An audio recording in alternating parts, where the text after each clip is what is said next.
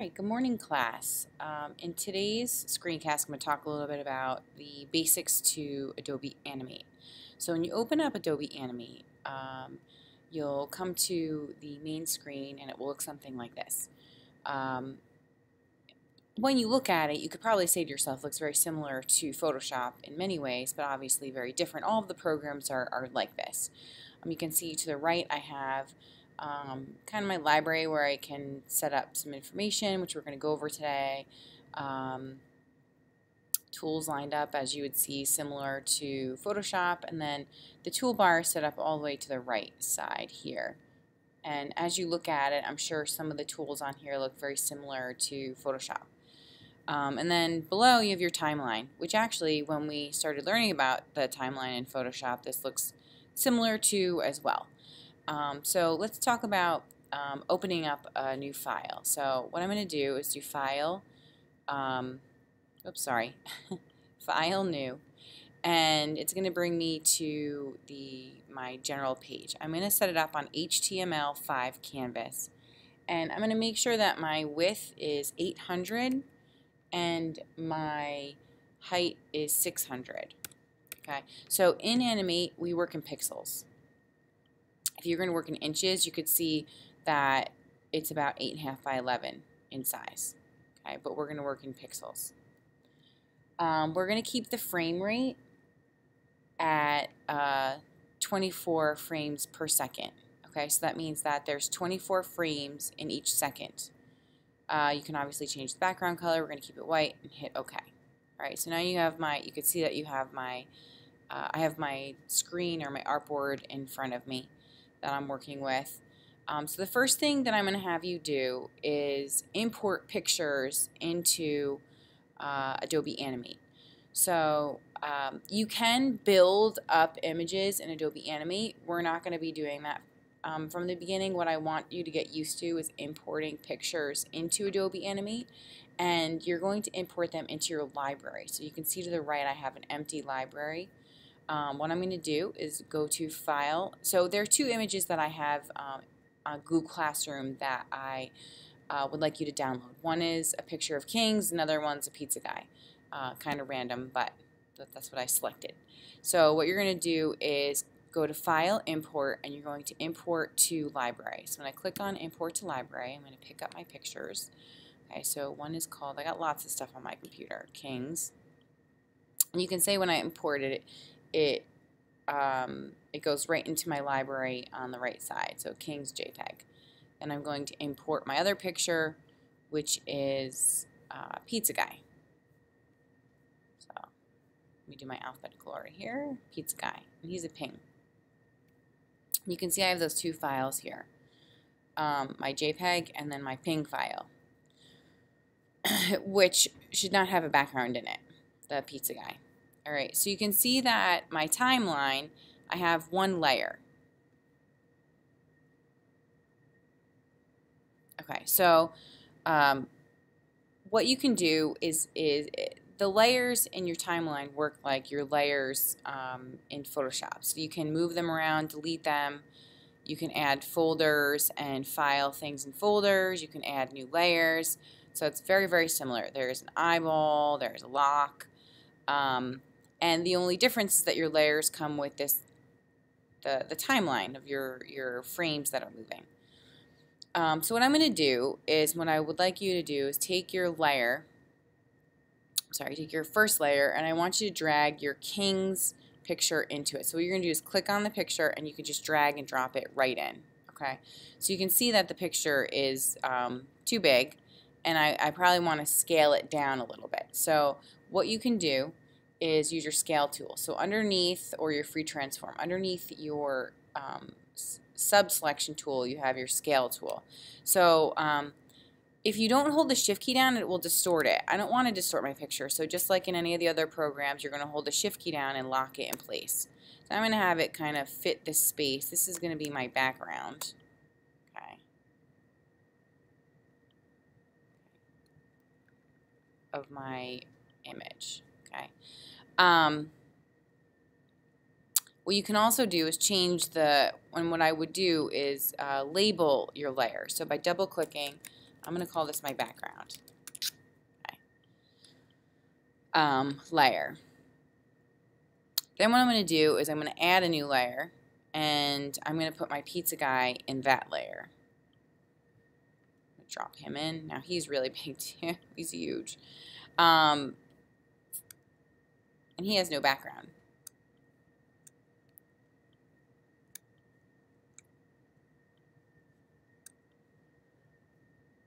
Alright, so I figure we could like move him around the page and have fun with him. He's a funny guy. Alright, I'm going to call him Pizza Guy. Alright, so you can see that nothing is set up yet. So if I hit play, nothing's going to happen because I haven't set it up any animation. Now what I'd like to talk about is setting up like a little animation and how to create keyframes. So we're going to do 48 seconds. So what I want you to do is move your mouse over to 48 seconds, which would also be 2 seconds. So remember, there's 24 frames in 1 second. So if we did 48 frames, it would be 2 seconds long. So what you can do is highlight the 48 seconds, and there are a few things you could do. You could hit F5 and it will insert a keyframe, or you can go to Insert Timeline Keyframe, okay. Or you can right-click, click on the highlighted frame and do Insert Keyframe. And what that will do, and this is just for the pizza guy, it's creating a frame or a frame for you to work in, I guess we could call it. All right, and we're going to do it the same to the background as well. Okay, so I inserted keyframes for both the pizza guy and the background. So if you have a background and you don't want the background to move, you're not really going to do anything to that that layer because it's just a still layer. However, my pizza guy, I want him to move. So what I'm going to do is maybe within like 5 frames, just have him move a little bit. So maybe I'm going to put a frame here, and a frame here. So 5, 10, 15. So I'm going to I don't have to do anything but insert my frame. So I'm going to do Insert Keyframe here. I'm going to insert a keyframe here, and I'm going to insert a keyframe here. All right, so I have 3 different spaces where I'm going to have this pizza guy move. So in the first frame, he's going to stay where he is. In the second frame at 5, I'm going to move him. Okay, maybe we'll have him like he's bouncing. Okay, and then in the next frame, I'm going to have him like as if he's jumping down maybe, and then I'm going to have him in this frame about there. Let's see. So let's start it over again. So you can see that in each frame, I placed him in a different space. Okay, and that is creating that movement that's happening from frame to frame. Now it's a little choppy, but that's okay. I'll start going over with you eventually how to make like a smooth movement from one frame to the next. Now you don't only when you're working, you can also create an animation not just through movement as seen, but we can also, let's say, create a frame. So I'm going to do create frame, and maybe in this frame I'm going to have him stand here, but he's also going to, I'm also going to make him get bigger.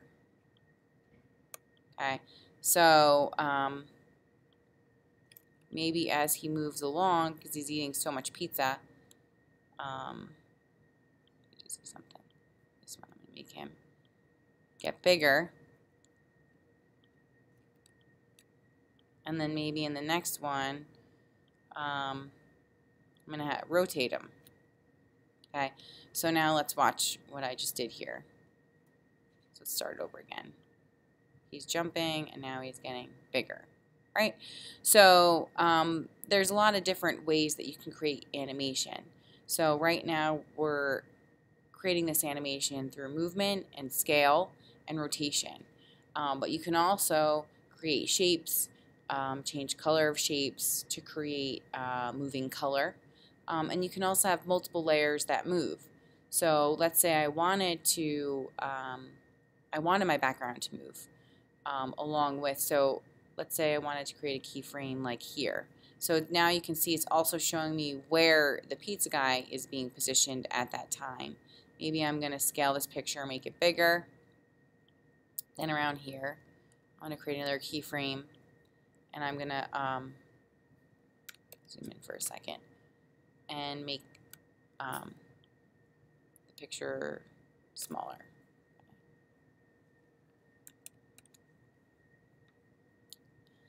All right, so now if I play it, you can see that I have two moving images.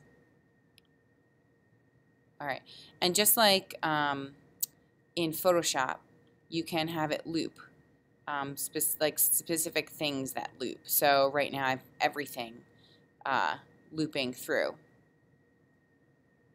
All right, so that would be like the basics to the program Adobe Animate.